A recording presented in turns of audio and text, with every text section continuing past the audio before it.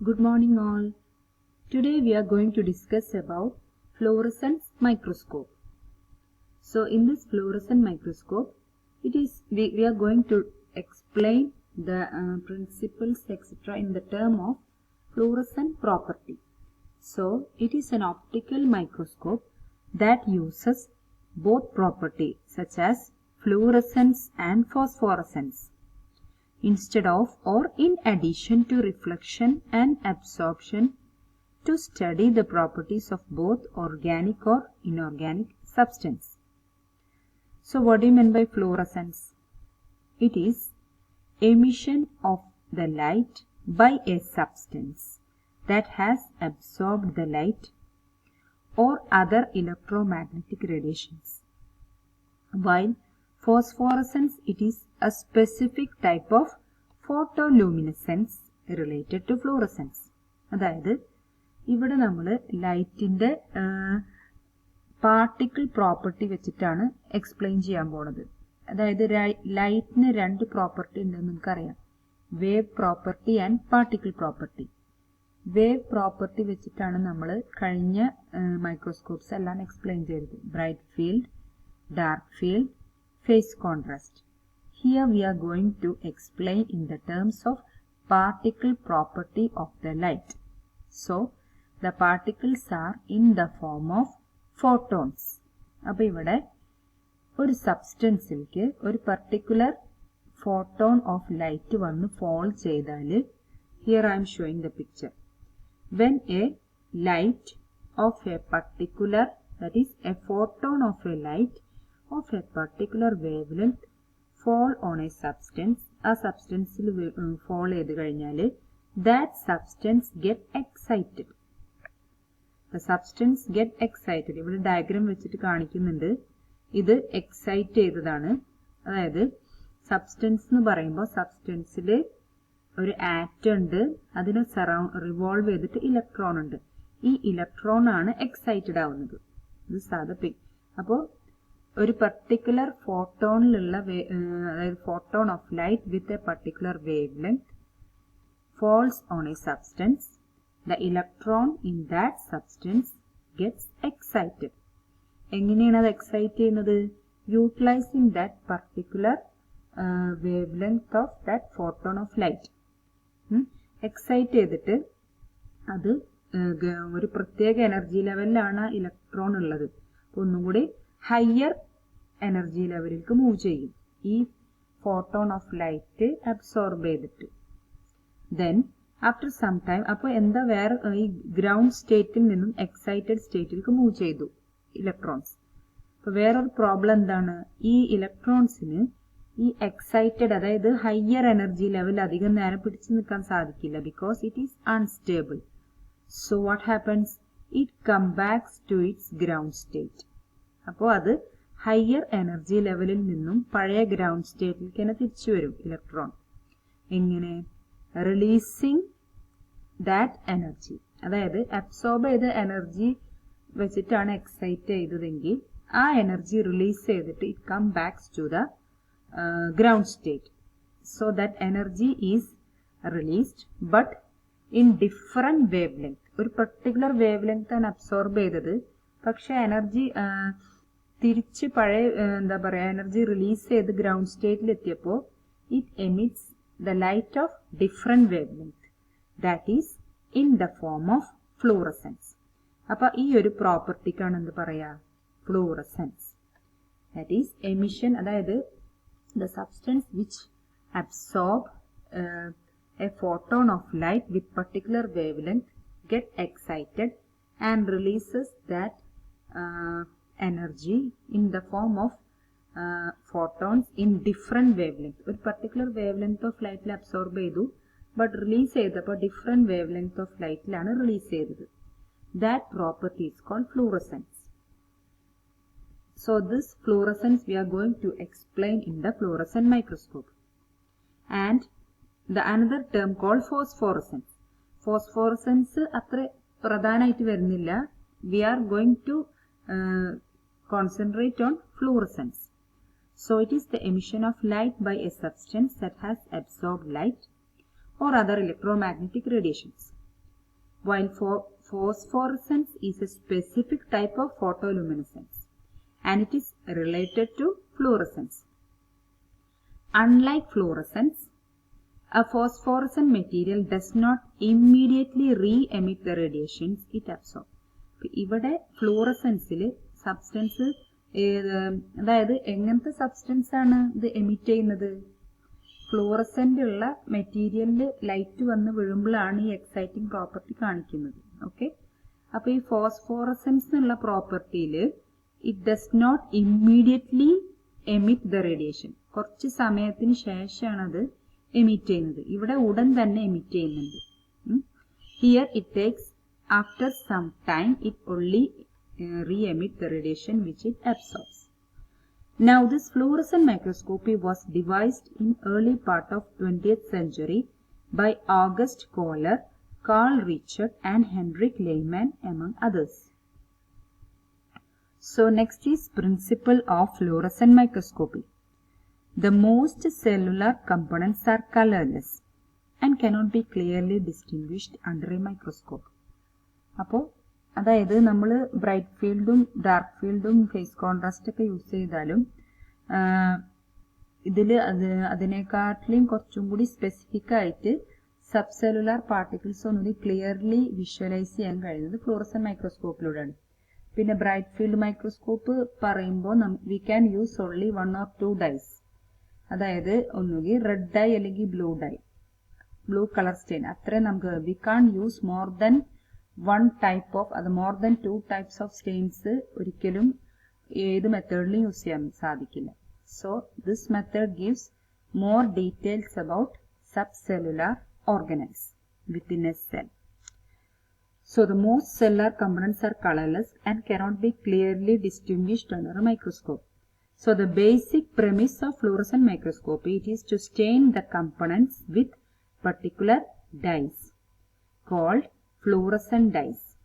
It is also known as fluorophores or fluorochromes. ഇവിടെ നമ്മൾ സ്പെസിമെനെ നമ്മൾ സ്റ്റെയിൻ ചെയ്യുന്നത് ഫ്ലൂറസെന്റ് ഡൈസ് യൂസ് ചെയ്തിട്ടാണ്. ഫ്ലൂറസെന്റ് ഡൈസിനാണ് it comprise the property of fluorescence. നേരത്തെ പറഞ്ഞ ഫ്ലൂറസെൻസ് പ്രോപ്പർട്ടി ഉള്ളതാണ് fluorescent dyes. They are also called fluorochromes and these are the molecules that absorb excitation light at a particular wavelength. After a short delay, emit light at a longer wavelength. അപ്പോൾ ഒരു പ്രത്യേക wave ലെങ്ത്തിൽ absorb ചെയ്യും, പിന്നെ വേറൊരു wave ലെങ്ത്തിലാണ് emit ചെയ്യുന്നത്. അതാണ് fluorescent property.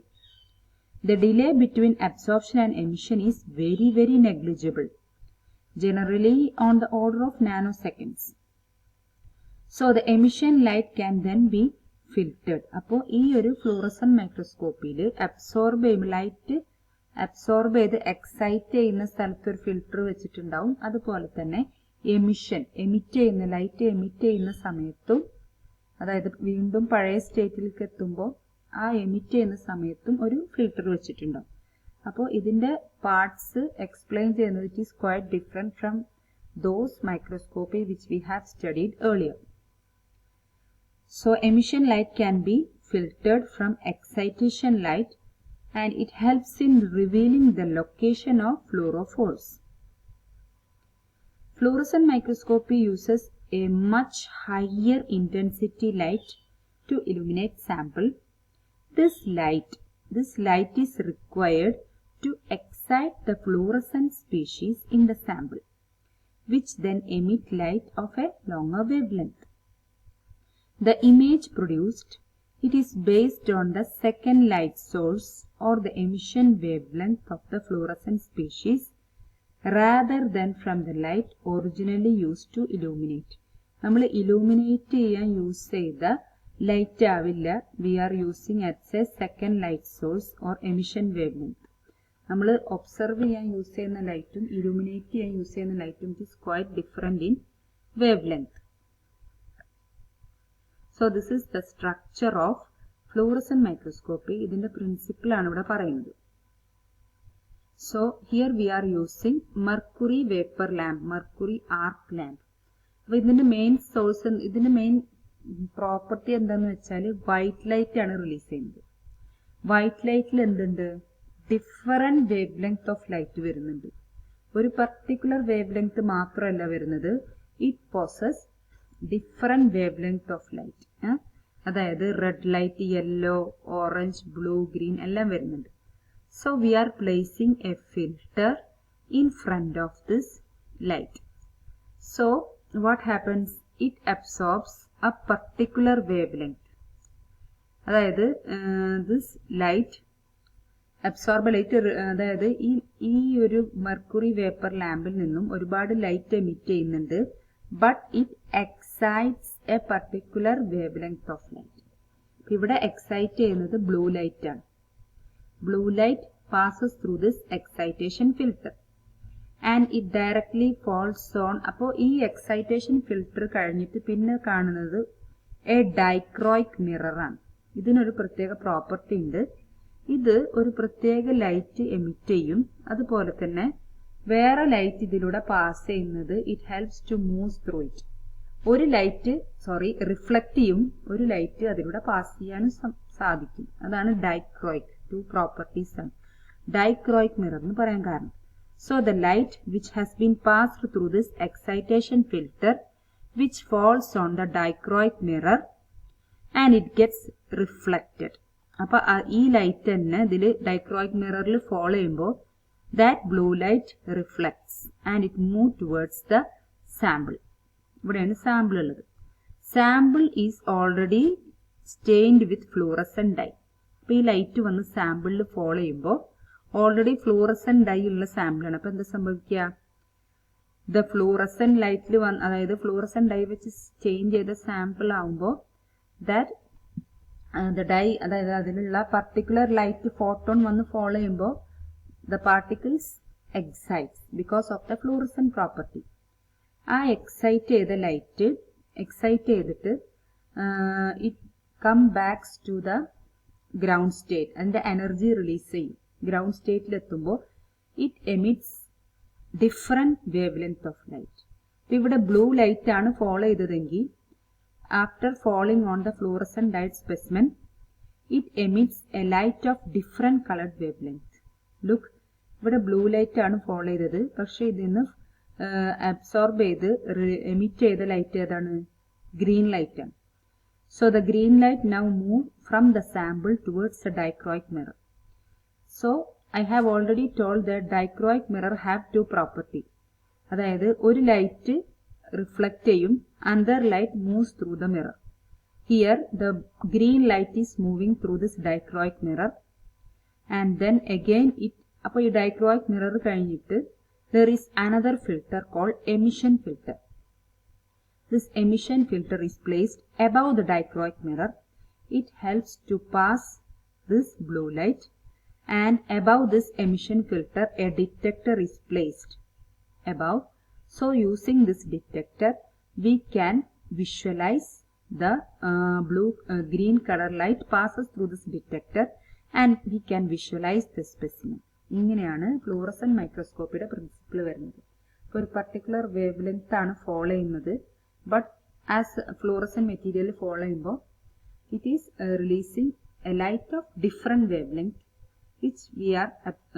which falls through the dichroic mirror, pass through the dichroic mirror, fall on the emission filter. Finally, it reaches the detector where we can visualize the sample.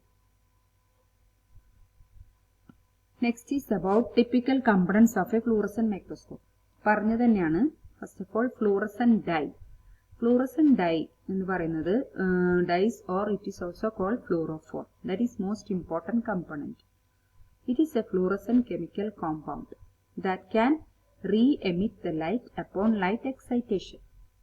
The fluorophores typically contain several combined aromatic groups or plain or cyclic molecules with several pi bonds.